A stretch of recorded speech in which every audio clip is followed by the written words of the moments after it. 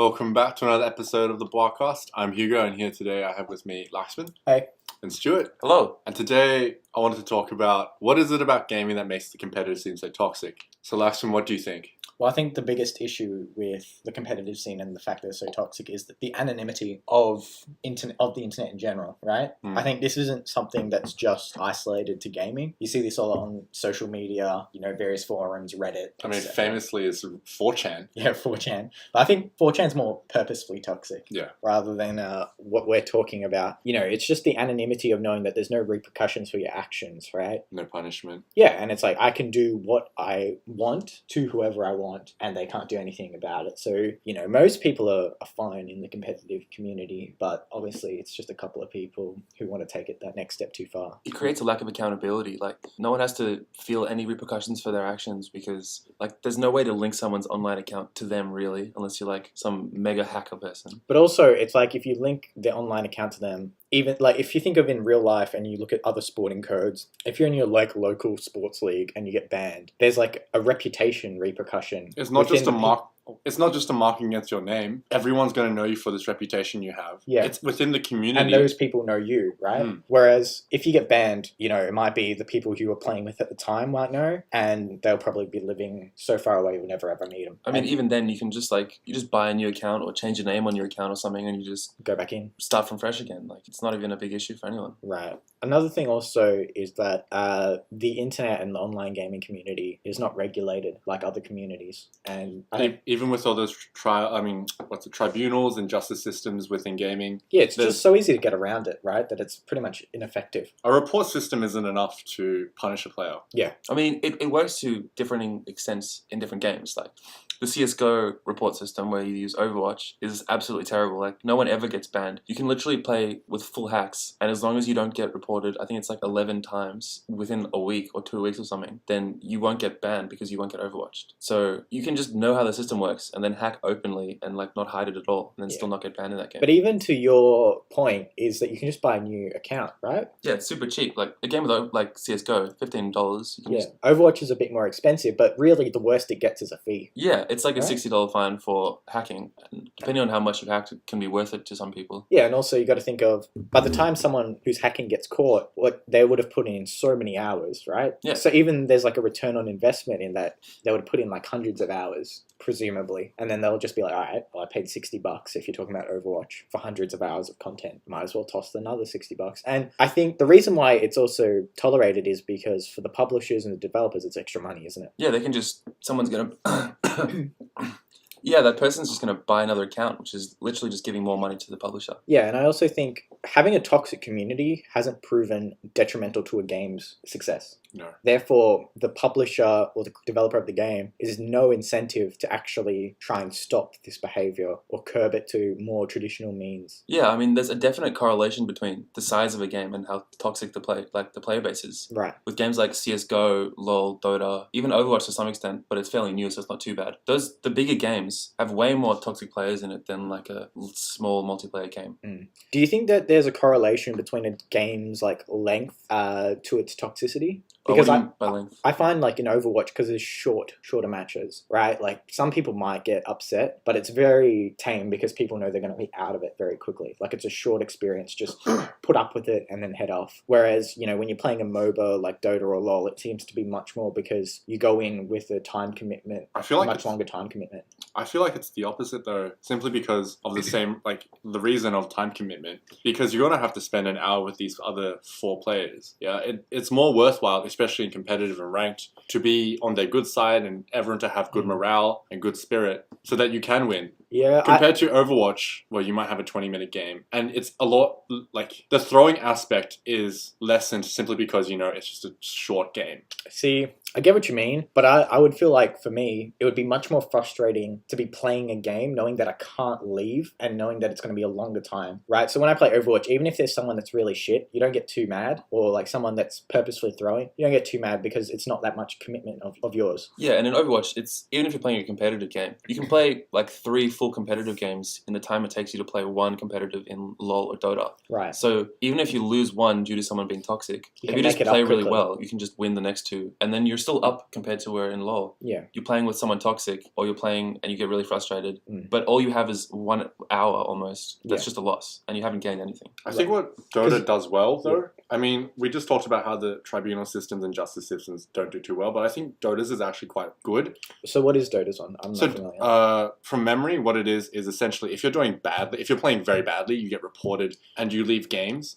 And it doesn't have to be like more than 10. It could only be like 3 or 4 where you get reported. You get sent off to a different queue. And for the next X amount of games... Low priority, yeah, low priority, essentially. And it's really hard to get out of low priority if you're shit.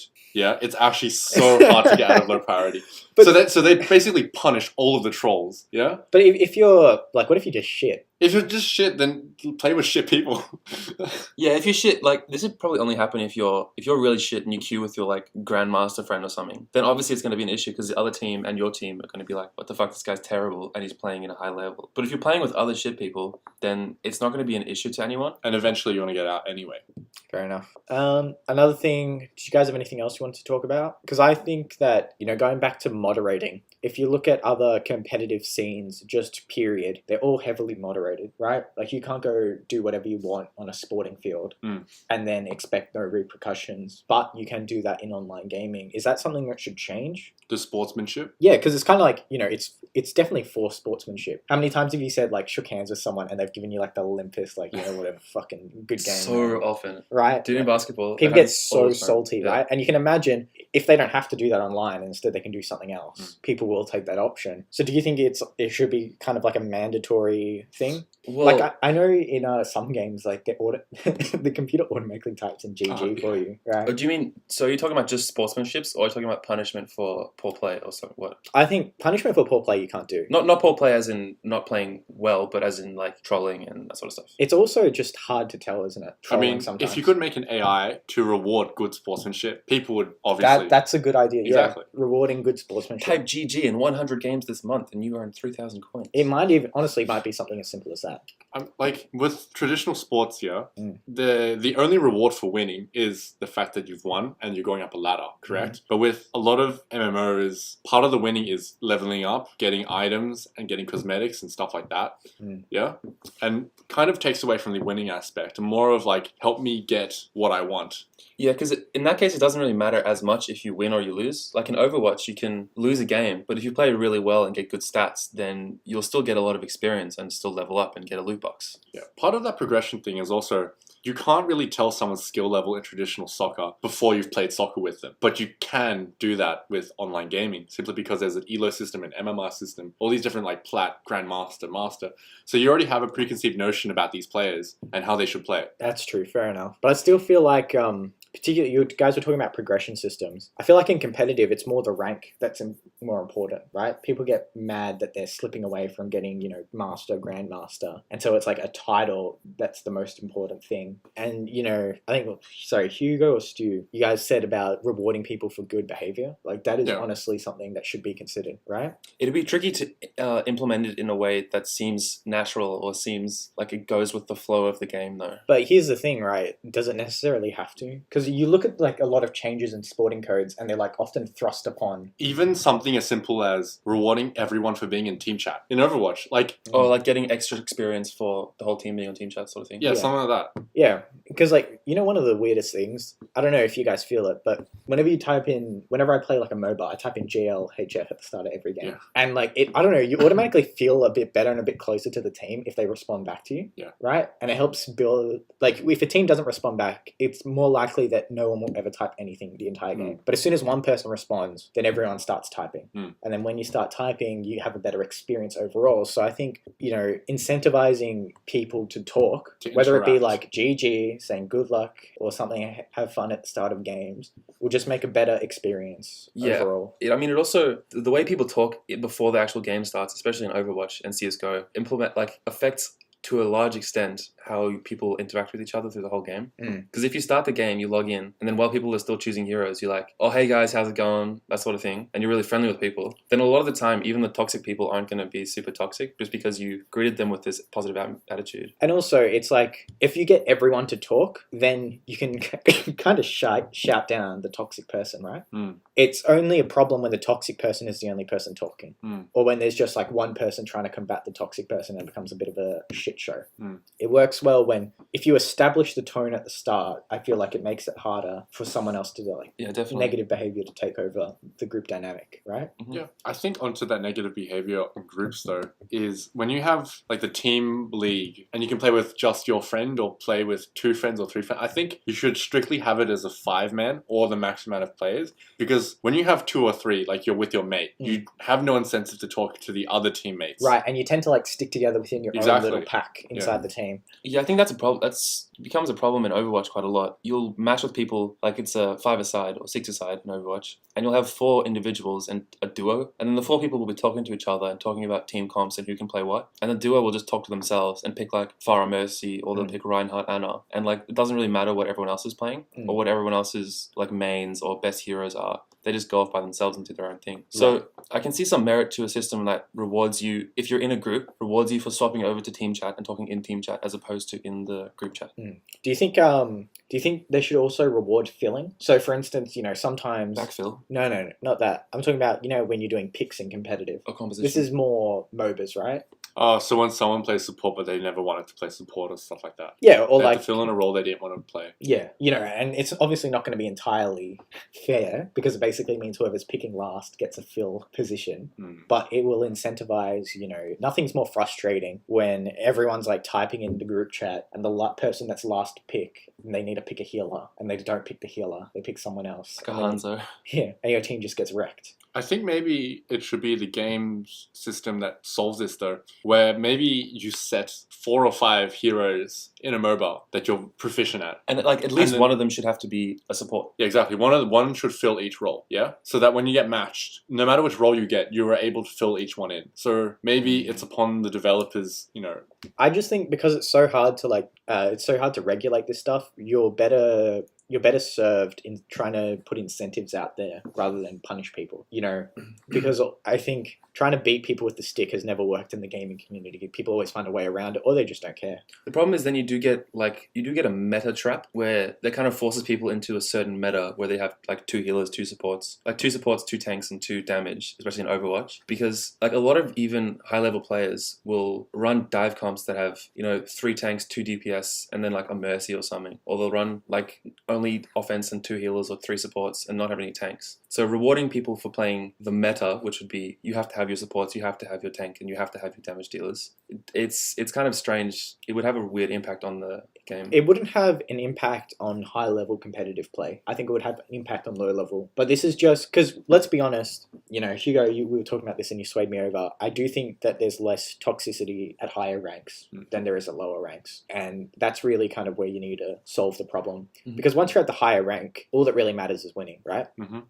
There's more trust in people's picks. Right. It's like, I know you picked that person and I know you're not going to fuck it up because you're at this level. Therefore, you should be at a certain point in skill. Also, if we see in Overwatch, I know a lot of, we watch Jimbinator. What he often does is he'll look at people's picks and look at their statistics with that pick.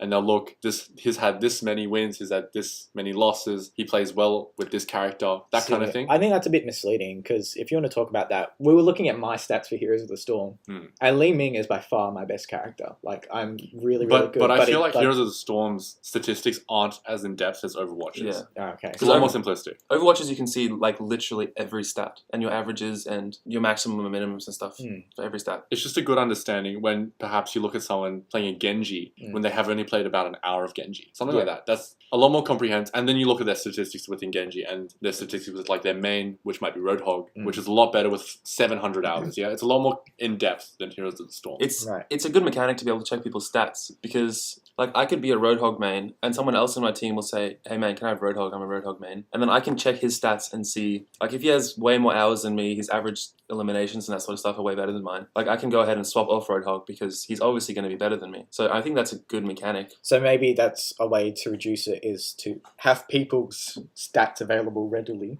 so that like a discussion can be formed beforehand. But that's still more relevant within high-level competitive play than low level. Exactly. Yeah. For sure. Talking about getting matched with people, I think the matchmaking, particularly in quick match and low level competitive, is a big issue because people tend to do a lot more solo queuing. Therefore, you don't know who you're going to be paired up with. Again, we're going to bring up another comparison to regular sports because I think there are a lot of comparisons to be made there as to why like regular sports tend to be tame and online sports don't. Is because whenever you play like sports, unless you're playing pickup ball or something, you always know who you're playing with. Your teammates aren't random. Yeah, they're not random people. So one, you have a bit of a higher level of investment, right?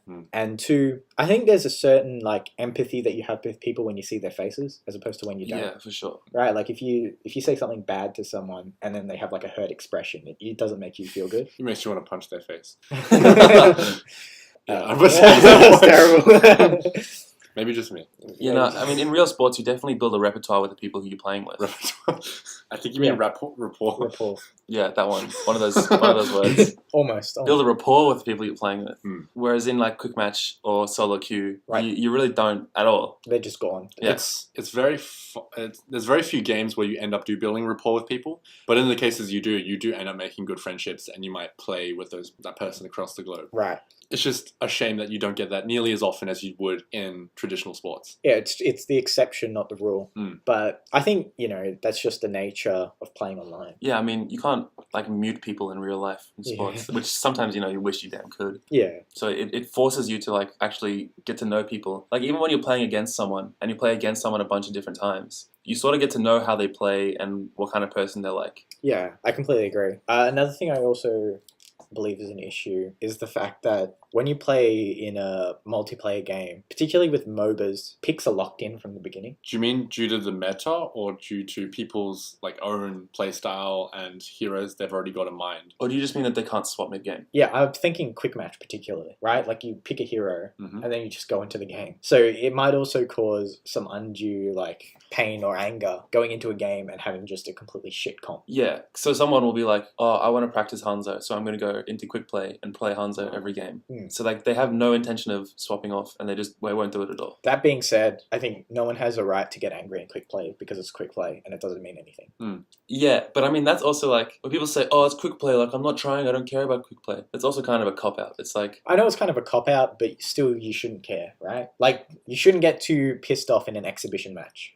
Yeah, I mean there are still people that only play quick play. Yeah, but that they play it for a reason. They play it because they want the casual experience, not the competitive experience. I mean, they play it for fun. So when someone else is coming on and ruining their experience, they can still get mad about it, but like they have no right to really. One thing I always wondered was the problem is like when you say something to someone online, the reaction is never in proportion, right? Like you might say something mild and then it's just like kill yourself, like go die, right? Yeah. It's never just like, okay, here's a reasonable response back. They always just jump straight up, which I think adds. But part of that is just the fact that it's text, yeah? Yeah. And what I mean is it's your interpretation of the words. They might have just been running it sarcastically, where you might take it as some hurtful words. Yeah, but I mean, some of those words, it's like, how do you write that? Because a lot of the time they just get thrown out, like just not a joke, but it's treated as a joke. It's just like a kill yourself. Yeah. All right. Do you guys have anything else to say? Oh, I'll just bring this up. I also think the biggest issue with gaming that is just ubiquitous in gaming is the fact that when I play games, God, I'm just repeating the same words over and over again, aren't I? But my patience is reduced, and that's what I want to talk about. We've all had those experiences when you're having a loading screen or a menu and you're just mashing a button really, really fast, even though you know it's not going to make a difference. And it feels like when people play games, they just don't have patience. Yeah, you're used to really quick satisfaction and like stuff happens really quickly. And your mind is constantly being like overstimulated, so you're a bit twitchy, let's be honest.